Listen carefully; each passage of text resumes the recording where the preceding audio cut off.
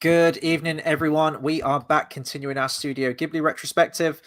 And today's one was kind of a last minute addition into our retrospective. We weren't going to do this. Last week we announced which one we were going to do, which was going to be, is it called The Earwig and the Witch? Is that what it's called? Or The Earwig and the Worm? I've actually forgotten what it's called.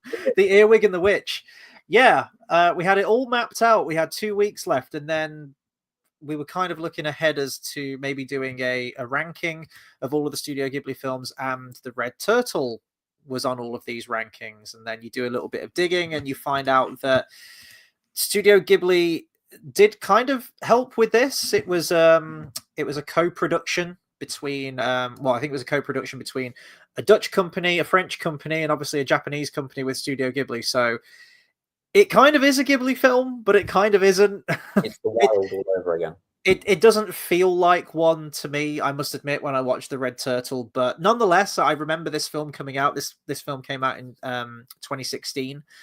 And I remember it being nominated at the Academy Awards that year. It was at the 89th Academy Awards. Lost to Zootopia. It was a very, very packed year, though, for animated films. So I'm just going to go through the list of nominees and see if you agree with Zootopia winning. So I've got it on here somewhere.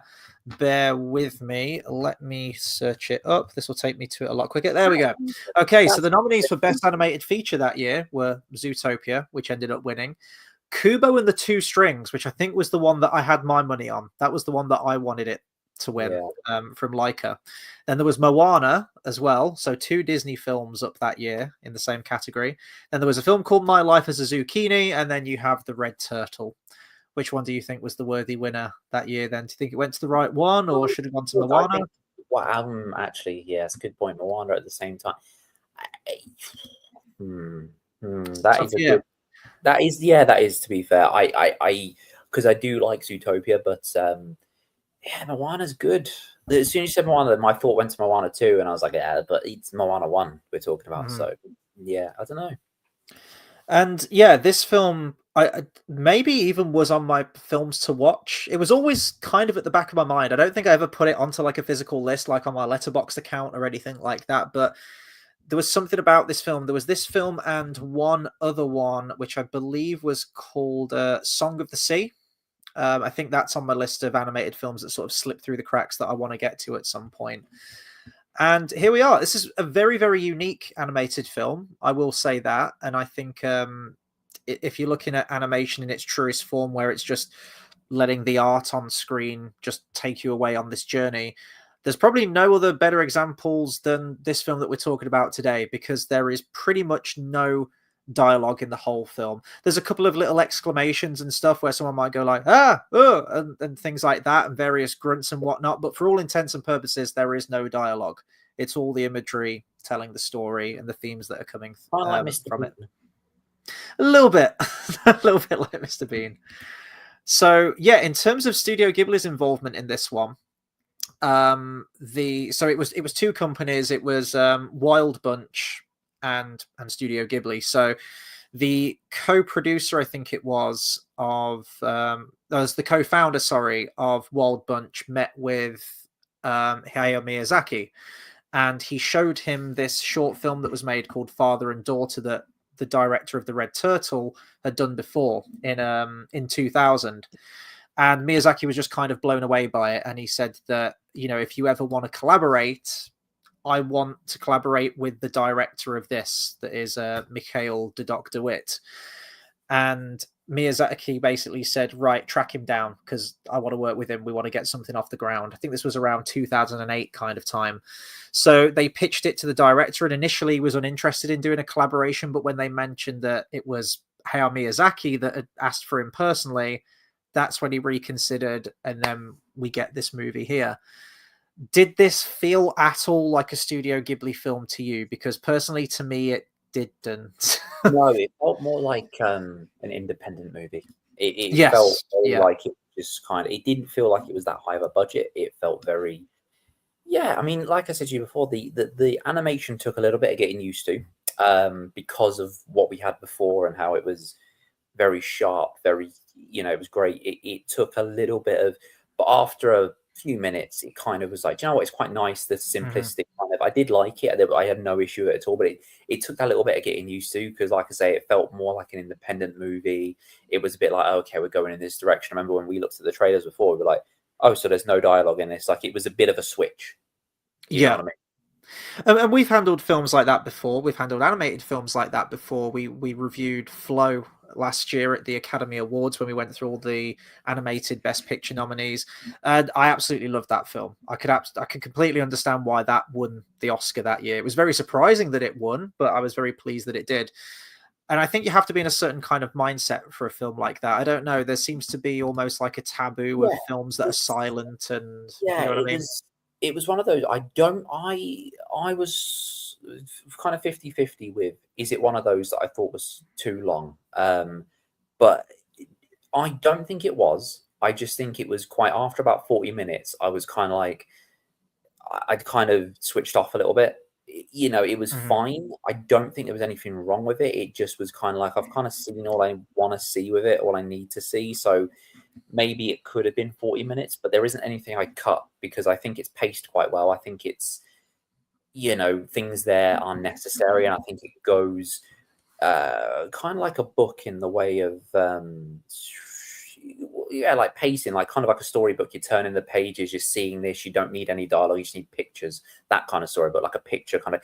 And that was cool, and it's told in that way, so it brings a lot to the table. But it just, I did find myself after about 40, 45 minutes kind of switching off, which is about halfway through, isn't it?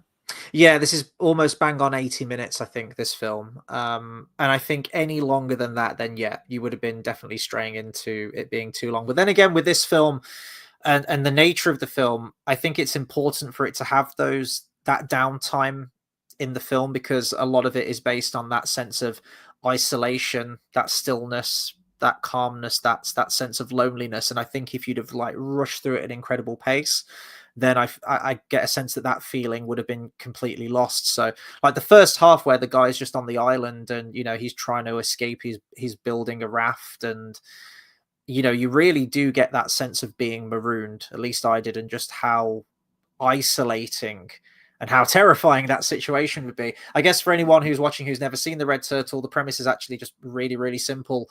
A guy is adrift on the ocean and lands on a deserted island, and he basically just has to survive.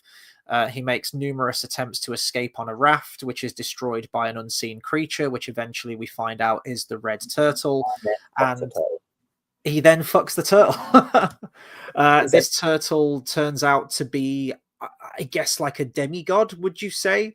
Like a yeah. spirit, like a female spirit. And I guess sort of like the rest of the film is almost like the chapters of life. It It's feels very Beauty and the Beast like, in the sense of, how there was the old beggar woman and she's actually a sorceress, and it's the whole testing his mm, um what's the word? His morality, his kind of the way he would act and all that. It's a similar kind of thing where it's a turtle, but it's actually something different. yeah. And it's that whole kind of, I wouldn't say it's testing the whole thing because he basically kills the turtle. Do you know what I mean? It's Yeah, that he flips it over. And just sort of bonks on the head. strands this turtle. Yeah, Yeah. bonks it on the head as well, and So then he bonks I it. don't know if it's the same sort of test and morality kind of thing, but do you know what I mean? It's that similar sort of like, now it's actually something different to what you actually thought it was, and it's that similar kind of vibe. I think with some films like this that are a lot more quote unquote like artsy fartsy or whatever you want to say, that there is room to analyze a film like this with any film. But I think some people can go like really overboard with this one. I could imagine people writing dissertations on this film, you know what I mean? And I don't know how much of that is justified. We all have our own takeaways with a film like this, and what our interpretations of certain things were. For me, It's it was almost just like an abstract look into human Yeah, life. it's one of those things Yeah. where if you watched it in English at school, your teacher would be like, right, let's analyze this. And you'd be like, why are we analyzing everything? Why was the And turtle red, Dale? Why? yeah, this is why now I'm very adamant of, things can just happen. We don't need a reason for everything, because I remember in school being just like, but that doesn't need to be analyzed. We don't need that. I get where it came from. I get the subtext and stuff, but it got so over us. And this is just one of those things, isn't it? Where it's just Yeah. like, everything. Sometimes it's just nice. So I am always careful with, I won't say with giving my opinion, but with giving my deconstruction on something like this, because I don't want to stray into that territory of, like you just mentioned, being in English literature class and having to write thousands of words on why this author made the curtains red or made them purple or whatever color they were. So yeah, for me, it's, it goes through companionship, and the circle of life almost. They have a kid, and then the kid flies the nest, the parents grow older, and we once the child leaves, we never see the child. He just goes on to live his own life and create his own family or whatnot. So it really is just a look at that, of a man's life almost sort of being born onto this island, having to find his way, finding love and companionship, fathering a child, and then the onset of death, and in his final moments and old age and whatnot. Just shows what a boring life is, doesn't it? That's basically what everyone does in I guess so. Yeah, you got like there's a scene where there's like a monsoon, isn't there, that like sweeps through and devastates everything. So it doesn't really go beyond that. That's the story, and then obviously you've got your own subtext, and you can go as over the top with that as much as you want to. But that's sort of why it was.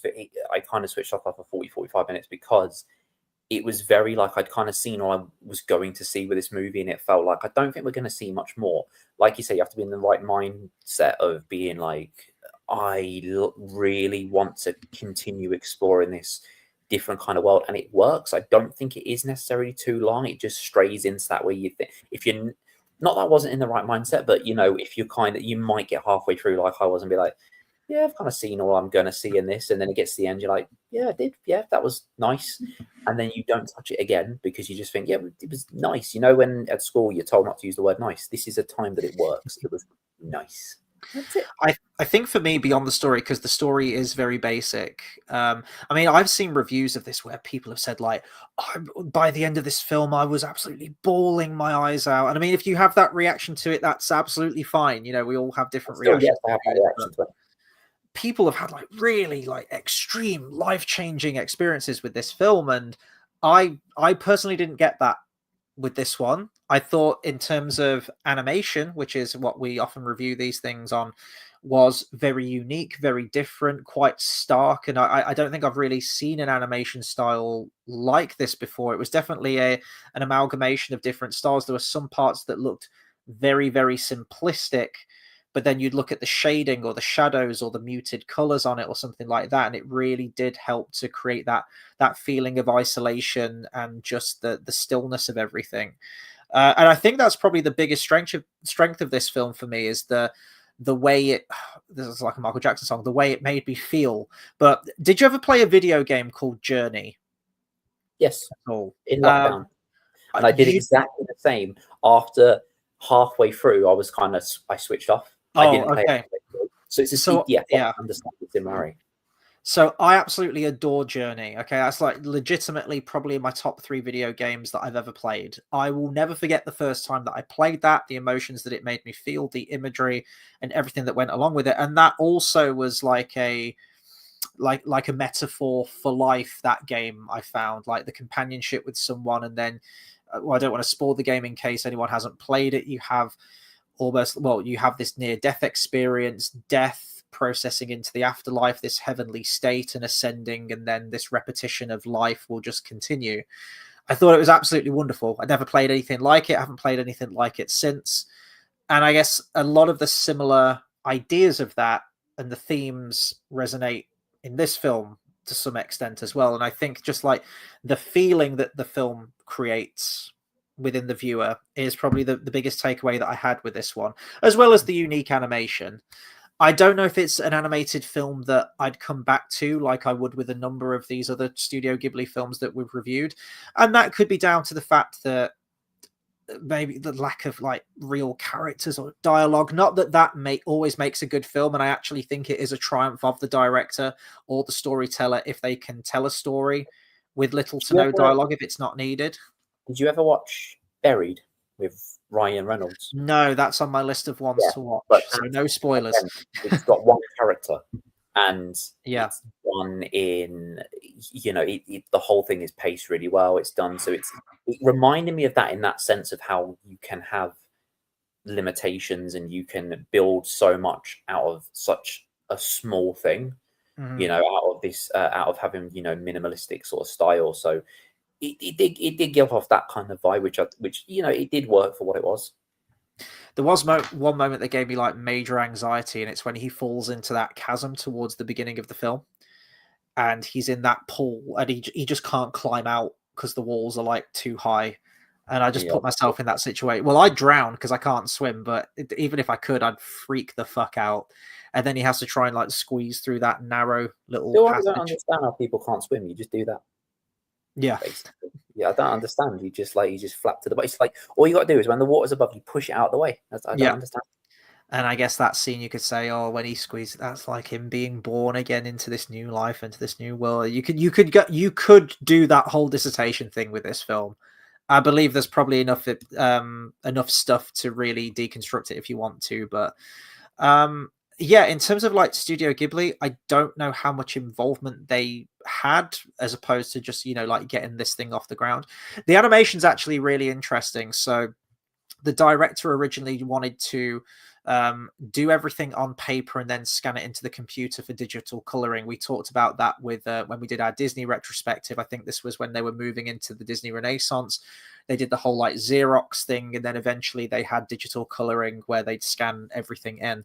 But eventually he used a graphics tablet, like the little sort of like iPad things with the pens. Like the majority of it was done with that.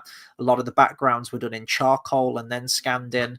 But there was some CGI used as well, and it's noticeable in the film. Stuff like the turtle itself, and then I think there's a few other animals on the island, and I think the raft as well was CGI too. That was done in CGI, and then various textures were added in on Photoshop. But then apparently it was frame by frame, it was retraced over for the animation. So they had the CGI as a base, and then they layered everything else on top of it. But I did really love the look of the turtle, actually, and the wildlife. It looked super, super realistic, the way it moved and everything. There were some moments where I did think, have they rotoscoped some of this on some of the animals? And they didn't. They did shoot live action footage similar to the olden days of Disney films. But they didn't rotoscope anything. They just used it as a visual reference for the animators when they came to do it. But yeah, the colors, we talk about with the Studio Ghibli films in the past, the colors are always like really vibrant, bright greens, blue skies. And there are some moments in this very, very sparingly. And when they do hit, it sort of makes you go, oh, wow, like the blue of the sea or the sky or whatever. But as you can see from the background here, a lot of it is almost like sepia, quite muted at some times. There's a lot of scenes in moonlight, and it's almost quite monochrome, like black and white. I thought it really worked, and I didn't really miss that massively vibrant style. As I said, like I know that Studio Ghibli worked on this. We threw it into the retrospective because they're affiliated with it, but I don't view this as a standalone. It's like you said when we did the Disney thing. It's like when we did Disney's Dinosaur or The Wild. It's like vaguely affiliated with, but it's kind of its own thing in a different studio, and you could definitely see that. At least these aren't numbered like Disney. Yeah, well, the DVD releases are, but the thing is, they're not numbered in release order. The numbers are just an absolute crapshoot. Oh, yeah. It's like Castle in the Sky. Well, you have like Naishka, right? And then you have Castle in the Sky were like technically the first two. And I think Naishka of the Valley of the Wind is number 1 on the DVDs, but then I think like Castle in the Sky is like number fucking 8 or something. It's just there's no rhyme or reason to the numbers. So it kills me. If I got them all on DVD, what would I do? Would I put them so all the numbers match, or would I rearrange them so it's actually in release order? They missed out like number 9 somewhere. They've just not done it yet. And they go, maybe, yeah. Oh, that's why I don't want to buy them. I bought Castle in the Sky and I bought Naishka, but I think if I got any other ones, I think I'd just my OCD wouldn't be able to handle that kind of shit. You know what I'm like. But or I'd have them on my shelf, but I'd have them behind everything, so I don't have to look at them every day. So would I recommend the Red Turtle? I I would. guess I would. If you're a fan of animation, definitely. But Yeah, I think you need to go into it with that mindset that this is one of your, I say like Oscar bait films, but this is definitely more on the, as you said, like the artsy independent side. And I genuinely believe you have to be in the right frame of mind to watch a film like that or give it a chance. But if you're into animation, looking for something a bit different, it's a relatively short watch at 80 minutes. Give it a shot. it's your background movie while you're doing something else, and it's the kind of, when you listen to that meditation music and about it's that's Yeah. what it is, nice calming sort of thing, or it's something you leave on for your cats when they're just like, do you know what I mean? Because people do that.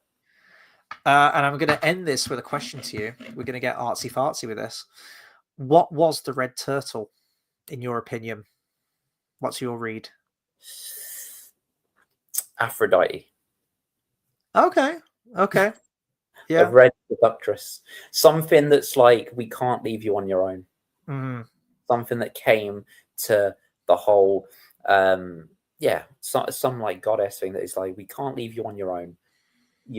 Life continues. That sort of thing.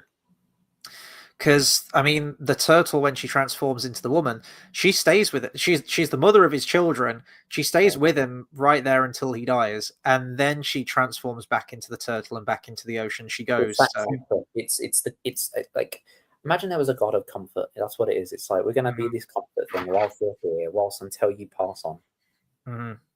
Yeah, it's like a almost like a guardian angel sort of figure, I guess, isn't it? And there's a few other turtles as well. There's the moment where the sun leaves, and I think he's accompanied by three other turtles as well. And I was trying to think what the significance of those are, sort of taking him into like another life, away from there. So, Maybe he's in limbo. Maybe he's like hmm. almost dead, but he's not. Well, I did think that it was reminding me of Lost actually, like when he builds the raft and the raft breaks and they keep ending back up on the island. I thought, oh, it's like purgatory, like they can't leave type of thing. Yeah, as I said, I think you could, read into this loads and loads and loads. I'm glad I finally watched it. As I say to you, like I just said to you, oh, we'll do the Red Turtle because it's technically now would be the time to do it if we're doing the retrospective, but I only kind of vaguely associate this with Studio Ghibli. I don't know where this would rank so far because I feel like I'm having to compare it to so many great Studio Ghibli films that if I rank this really low, that kind of does a disservice to the actual artistry and the message behind this film, which I think is very, very strong as an animated film.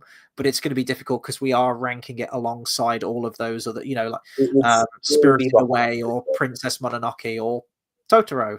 It You know, would still be behind Totoro. I don't think it quite beats out yeah, Totoro. yeah. I don't think anything will.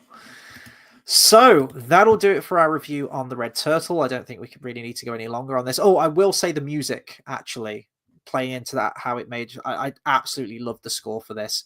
Laurent Perez Demar did the music apparently, and I thought it really fit. It wasn't like your classic Studio Ghibli sweeping score, but I did think it served the film very well, and aided the beauty of the animation itself. So I yes, enjoyed it more than Last Jedi.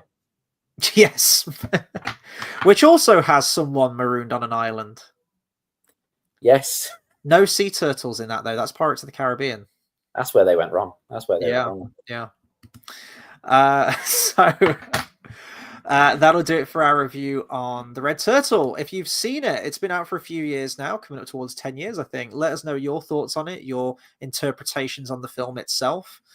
And obviously, do consider subscribing as well. We are actually going to get two done next week. We're going to finish this retrospective a little bit early because we want to get it done before Christmas, and we're only a few weeks away now. So, because we don't want to stray into that week of Christmas with this retrospective, we are going to be covering Earwig and the Witch and The Boy and the Heron next week. So we'll probably do Wednesday again next week, and then we'll just fit it in on the weekend, maybe Saturday or Sunday, with The Boy and the Heron, and we will be done. We will have covered everything. After that, we'll probably do a ranking video on the Studio Ghibli films because we've talked about it. I think it would be good to get those rankings done. A And then heron we is will. a bird. Oh, sorry? A heron is a bird. Yes, correct. Unlike a partridge is a bird. Yes. So they should have called the boy Paul, and they should have just made it a partridge. It should have been called Paul and the Partridge. That would have been I think that would have been a better name. That would have been cool. And a partridge in a pear tree. And then we'll be gearing up for Christmas. And I think Boy and the Heron and the ranking video will probably be our last couple of videos of the year, I would imagine. We're going to take a bit of a break throughout January, and then we're going to be coming back strong in Feb with a brand new retrospective. I've got a lot of other ideas and some other retrospectives that I want to do as well. So we've got stuff coming out. We're getting through it. So yeah, that'll do it for our review today. Thank you for everyone who tuned in and commented, and we'll see you next time. See ya.